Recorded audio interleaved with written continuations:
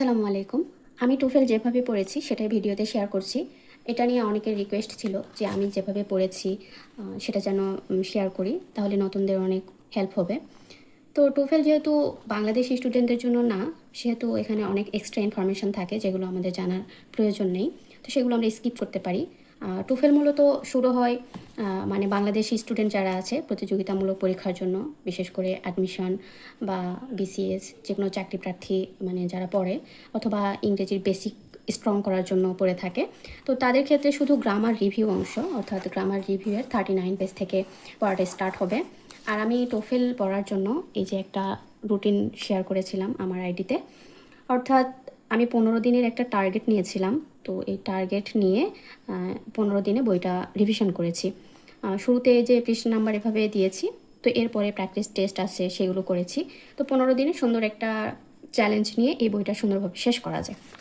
তো কেউ চাইলে এর স্ক্রিনশট দিতে পারেন, এই রুটিন ফলো করে বইটা শেষ করতে পারবেন ইনশাল্লাহ। তো এখন আসি গ্রামার রিভিউয়ে আমরা কি পড়ব। তো গ্রামার রিভিউ অংশ থেকে আমরা পড়াটা স্টার্ট করব, তারপরে মিনি টেস্ট আছে, প্র্যাকটিস টেস্ট আছে, সেগুলো করব। আর এই যে শুরুতে যেগুলো আছে এগুলো স্কিপ করলে কোনো সমস্যা নেই, এগুলো যারা টোফেল এক্সাম দিবে তাদের জন্য আসলে। আমার রিভিউয়ের জানি না ভিডিওতে কেমন দেখা যাচ্ছে।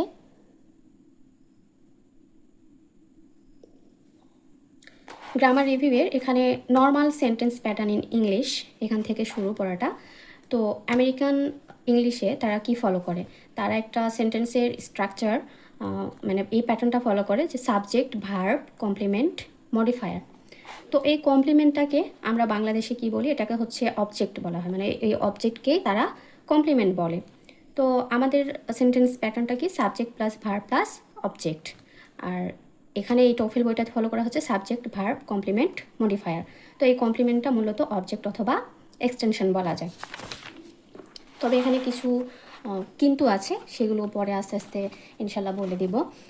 আমি বলে নিচ্ছি আগেই যে আমি কিন্তু ইংরেজিতে খুব বেশি অভিজ্ঞ কেউ বা দক্ষ কেউ এরকম কিছু না, জাস্ট আমি যেভাবে পড়েছি এই বইটা সেটাই শেয়ার করছি, এটা অনেকের রিকোয়েস্ট ছিল সেই জন্য। এখন আসি এখানে সাবজেক্ট। তো সাবজেক্ট এখানে কি, আমি শুধু যে মেন জিনিসগুলো সেগুলো বলে দিচ্ছি, আর এই রিডিংগুলো নিজে নিজে পড়ে নিলে ভালো হয়। আর যারা ইংলিশ ভার্সন পড়তে চায় না তারা এই বাংলার এই বইটাও পড়তে পারবেন। এখানে যতটুকু লাগবে মানে চাকরি প্রার্থীদের জন্য অথবা প্রতিযোগিতামূলক পরীক্ষার জন্য সেটাই এই বইটাতে সাজানো আছে, একদম ততটুকু অংশই আছে। তো সাবজেক্ট এখানে কি বলা আছে যে প্রত্যেকটা সেন্টেন্সে একটা সাবজেক্ট থাকে। সাবজেক্ট সাধারণত কোথায় বসে, ভার্বের পূর্বে ব্যবহৃত হয়। আর ইম্পারেটিভ আমি এখানে একটা ইনফরমেশন লিখে রেখেছি, ইম্পারেটিভ সেন্টেন্স ছাড়া সব সেন্টেন্সে সাবজেক্ট থাকে। আর সাবজেক্ট কি হতে পারে, একটা সিঙ্গেল নাউন হতে পারে, অর্থাৎ একটা সিঙ্গেল ওয়ার্ড সাবজেক্ট হতে পারে, অথবা একটা নাউন ফ্রেজ সাবজেক্ট হতে পারে। এই যে এখানে লেখা আছে যে নর্মালি সাবজেক্টটা কোথায় বসে, আমি সেটাই এখানে লিখে রেখেছি, মানে ভার্বের পূর্বে বসে। আর সিঙ্গেল নাউন হতে পারে অথবা নাউন ফ্রেজ।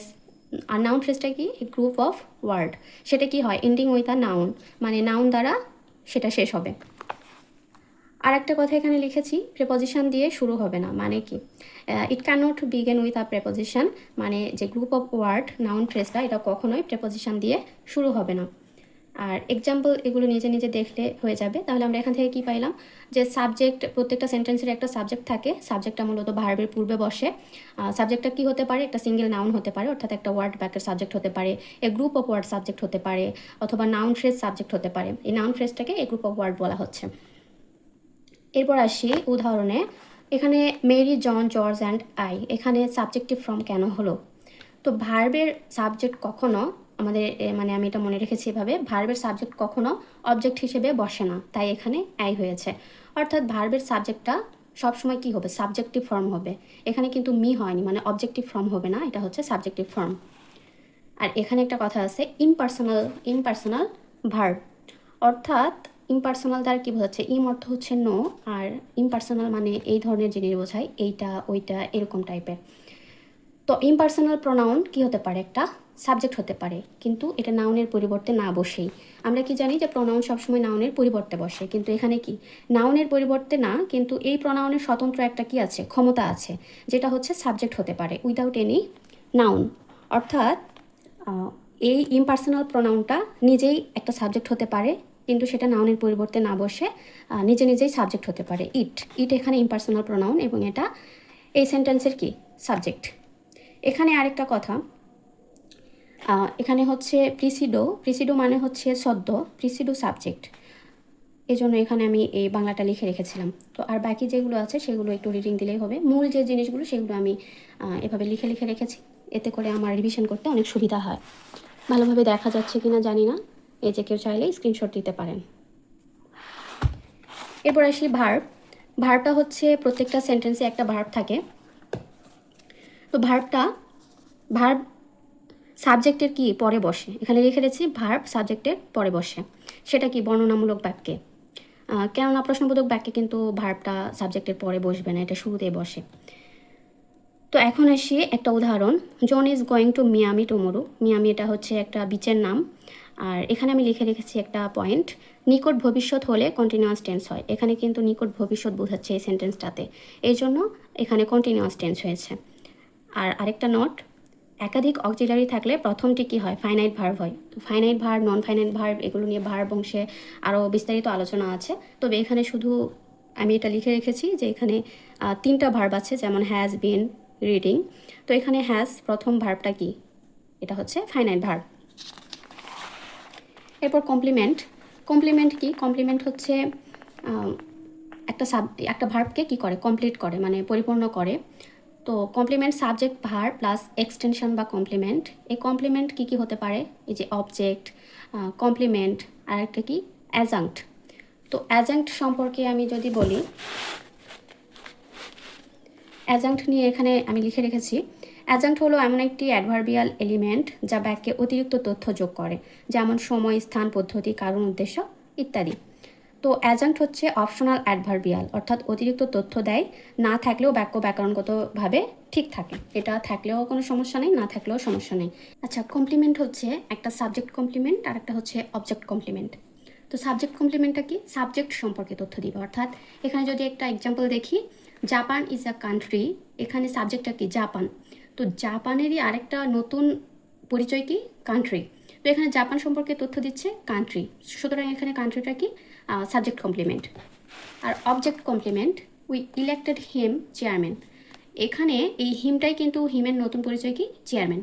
তো হিমটাই এখানে চেয়ারম্যান, সুতরাং এখানে কি হিম সম্পর্কে তথ্য দিয়েছে, অর্থাৎ অবজেক্ট কমপ্লিমেন্ট। অবজেক্ট হিম সম্পর্কে তথ্য দিয়েছে, সুতরাং এটা হচ্ছে অবজেক্ট কমপ্লিমেন্ট।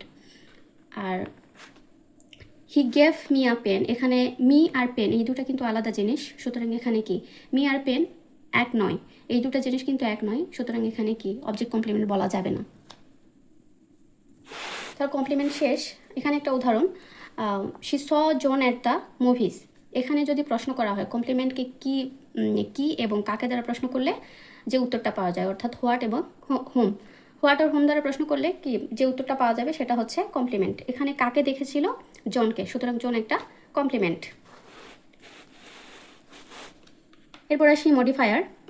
তো মডিফায়ার একটা সেন্টেন্সে মডিফায়ার যদি একাধিক থাকে সেক্ষেত্রে একটা অর্ডার ফলো করে, অর্থাৎ এটাকে ডিরেকশন অর্ডার যেটাই বলা হোক না কেন, যদি 4টা মডিফায়ার থাকে সেক্ষেত্রে কি হবে, এমপিটিআর, অর্থাৎ কোনটা আগে বসবে কোনটা পরে বসবে সেটা বোঝানো হয়েছে। তো ম্যানার, প্লেস, টাইম, রিজন, প্রথমে বসবে ম্যানার, তারপরে প্লেস, তারপর টাইম, তারপর রিজন। আর 2টা যদি মডিফায়ার থাকে তাহলে প্রথমে বসবে হচ্ছে প্লেস, তারপরে টাইম। আর এখানে যদি প্রশ্ন করা হয় হাউ, হোয়ার, হোয়েন, এই 3টা দ্বারা প্রশ্ন করলে মডিফায়ার পাওয়া যায়। তো এখানে এতটুকুই জানার ছিল। আর এই যে বাকি যেগুলো আমি হাইলাইটার দিয়ে হাইলাইট করে রেখেছি সেগুলো একটু জানা দরকার। এখানে কি বলেছে যে begins with a preposition and ends with a noun. তাহলে কি বলেছে, modifier tells the time, place or manner of the action. Very often it is a prepositional phrase. A prepositional phrase is a group of words that begin with a preposition and ends with a noun. আর আমি যেহেতু ইংরেজিতে সেরকম কোনো দক্ষ কেউ না, সেহেতু আমার প্রনাউন্সিয়েশন একটু প্রবলেম হতে পারে, আশা করি ক্ষমা সুন্দর দৃষ্টিতে দেখবেন। তো এখানে বলেছে যে শুরুটা হবে প্রিপোজিশন দিয়ে এবং শেষটা হবে নাউন দিয়ে। এই যে ইন দ্বারা শুরু হয়েছে, মর্নিং দ্বারা শেষ হয়েছে। আর এখানে আর কিছু এক্সাম্পল দেওয়া আছে, এই এক্সাম্পলগুলো নিজে নিজে করতে পারলে ভালো। আর এখানে একটা ইনকারেক্ট আর কারেক্ট দেওয়া আছে। তো ইনকারেক্টটা কি, she drove on the street the car. এখানে কেন ভুল হলো, এটা ইনকারেক্ট কেন? অর্থাৎ এই ড্রভটা কি, এটা হচ্ছে ট্রানজেটিভ ভার্ব। তো ট্রানজেটিভ ভার্ব আর অবজেক্টের মাঝে কখনোই কি হবে না, প্রেপোজিশন বা প্রেপোজিশনাল ফ্রেজ ব্যবহার করা যাবে না। এছাড়াও এখানে কি ড্রপটা করা হয়েছে গাড়িকে, রাস্তাকে নয়। সুতরাং এই ড্রপের সাথে দ্য কার এটা সম্পর্কিত, দ্য কার আগে আসবে আর অন দ্য স্ট্রিট পরে যাবে। তাহলে she drove the car on the street, এই বাক্যটা হচ্ছে সঠিক। মডিফায়ার সাধারণত কি হয়, কমপ্লিমেন্টের পরে ব্যবহৃত হয়, অর্থাৎ দ্য কার এটা হচ্ছে কমপ্লিমেন্ট, কমপ্লিমেন্টের পরে অন দ্য স্ট্রিট ব্যবহার হবে। আর এরপরে কি আছে, এক্সারসাইজ আছে, এগুলো যতটুকু পড়া হলো এটার উপরে এক্সারসাইজ দেওয়া আছে, এগুলো বাসায় একা একা করে দেখতে হবে পারা যাচ্ছে কিনা। আর এগুলোর উত্তর হচ্ছে শেষের দিকে দেওয়া আছে। ধন্যবাদ, আজকে এতটুকুই রাখলাম।